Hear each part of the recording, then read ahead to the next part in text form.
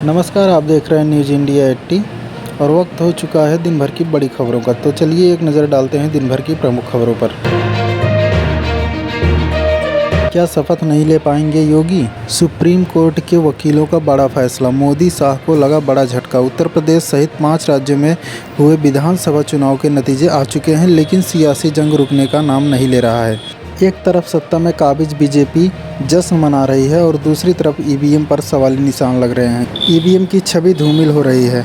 इस कड़ी में सुप्रीम कोर्ट के वरिष्ठ वकील भानु प्रताप सिंह ने कहा कि ईवीएम के माध्यम से लूट की नंगी तस्वीर सामने आने की बात कम से कम अब तो उन्हें बोलना ही चाहिए, नहीं तो देश नहीं बचेगा। भानु प्रताप सिंह ने कहा यह फ्रॉड वाली ईवीएम है। उन्होंने यह भी कहा कि ईवीएम का बहुत बड़ा घोटाला हुआ है। जब तक ईवीएम रहेगा तब तक बीजेपी को हराना नामुमकिन है। अगर आपको लोकतंत्र बचाना है तो हमारे साथ मिलकर आंदोलन करना होगा और साथ ही ईवीएम का बहिष्कार भी करना होगा।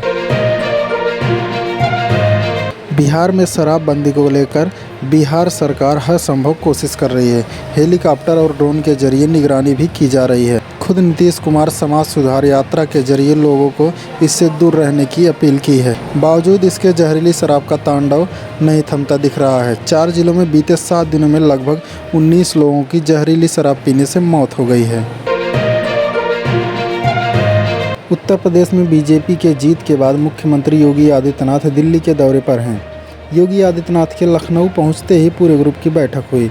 योगी आदित्यनाथ के आवास पर इस बैठक में सरकार गठन पर चर्चा हुई। इस बैठक में सीएम योगी के अलावा दोनों डिप्टी सीएम, यूपी के प्रभारी राधा मोहन सिंह एवं स्वतंत्र देव सिंह और सुनील बंसल भी मौजूद थे। बीजेपी के इस बैठक में विधानसभा परिषद चुनाव के लिए उम्मीदवारों के नाम पर भी मंथन हुआ। उम्मीद जताई जा रही है कि एमएलसी चुनाव के लिए भी आज लिस्ट जारी कर दी जाएगी। रायबरेली जिला अस्पताल परिसर के अंदर लगी भीषण आग। अस्पताल के महिला हड्डी वार्ड व महिला सर्जिकल वार्ड के पास बने गोदाम में संदिग्ध परिस्थितियों में आज सुबह 5:30 बजे लगी भीषण आग। आग लगने के कारणों का पता अभी तक नहीं चल पाया है। सुबह लगभग 5:30 बजे हुई इस घटना से जिला अस्पताल में हड़कंप मच गया। जिला अस्पताल परिसर में गोदाम में पुराने गद्दे, व्हील चेयर या अन्य कबाड़ का सामान रखा हुआ था। पुराने गद्दों से आग और भी भड़क गई। आग लगने से भर्ती हुए मरीज अपने अपने बेड से उठकर इधर उधर भागने लगे। आग लगने के समय अगल बगल बने वार्ड में लगभग 300 से अधिक मरीज भर्ती हुए हैं। आनन फानन में जिला अस्पताल व फायर ब्रिगेड को सूचना दी गई। मौके पर पहुंची फायर ब्रिगेड ने आग पर काबू पाया, लेकिन जिस तरह अस्पताल परिसर में अस्पताल प्रशासन की लापरवाही सामने आई है, अगर समय पर काबू न पाया जाता तो सैकड़ों मरीजों की जान जा सकती थी। हैरानी की बात यह है कि जिला अस्पताल प्रशासन के भी जिम्मेदार अधिकारी मौके पर नहीं पहुंचे।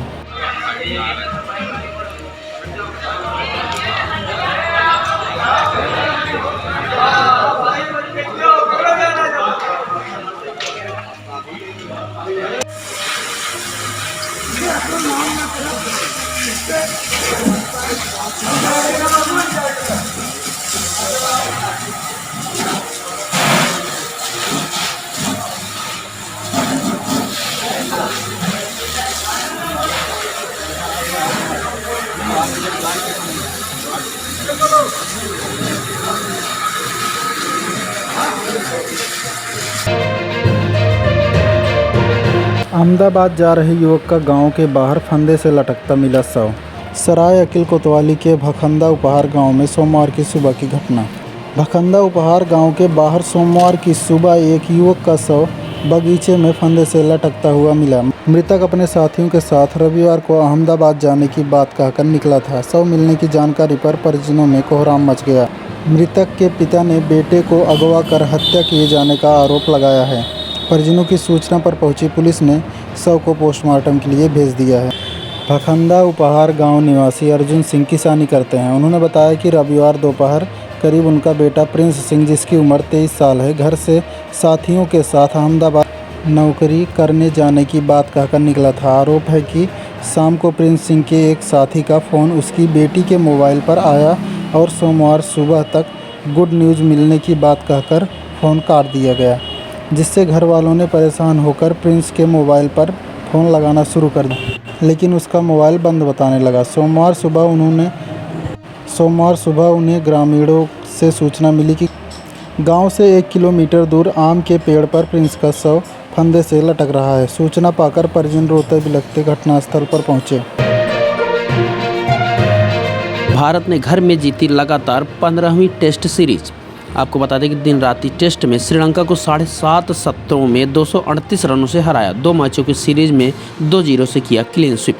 आपको बता दें कि टीम इंडिया ने घरेलू टेस्ट क्रिकेट में चली आ रही अपनी बादशाहत को कायम रखते हुए चिन्नास्वामी स्टेडियम में खेले गए गुलाबी टेस्ट में श्रीलंका को 238 रनों से धो दिया।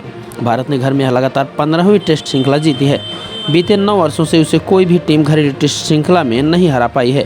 भारत ने पिछली घरेलू टेस्ट श्रृंखला नवंबर 2012 में और इंग्लैंड से हारी थी। गुलाबी गेंद और सूखी पिच के चलते यह टेस्ट मैच 5 दिन में होने वाले 15 के बजाय 7.5 सत्र में ही समाप्त हो गया। आपको बता दें कप्तान करुणारत्ने का शतक नहीं आया काम। श्रीलंकाई कप्तान दिमुथ करुणारत्ने और कुशल मेंडिस ने सोमवार की दोपहर बेहतर शुरुआत की। कुशल मुखर होकर खेले और उन्होंने कप्तान से पहले अपना अर्धशतक जड़ दिया। स्कोर 1 विकेट पर 97 रन था, पर यहाँ कुशल 54 अश्विन के बुने जाल में फंस गए। वह टर्न के लिए खेले और गेंद सीधे पंत के दस्तानों में चली गई। उन्होंने स्टंप बिखेर दिए। यहाँ से श्रीलंकाई पारी लड़खड़ा गई और उसके 111 रनों पर 9 विकेट गिर गए। बुमराह और अश्विन की गेंदबाजी के आगे मेहमान 208 रन पर सिमट कर 2-0 से श्रृंखला गंवा बैठी। इसी बीच आपको बता दें कि दिमुथ 107 ने अपना 14वां टेस्ट शतक पूरा किया। गुलाबी टेस्ट में उनका दूसरा शतक था। 4 नंबर पर आ गया है भारत। विश्व टेस्ट चैंपियनशिप की अंक तालिका में पहले 5वें पर था। 100 विकेट पूरे हो गए हैं भारतीय स्पिनर रविचंद्रन अश्विन के विश्व टेस्ट चैंपियनशिप में।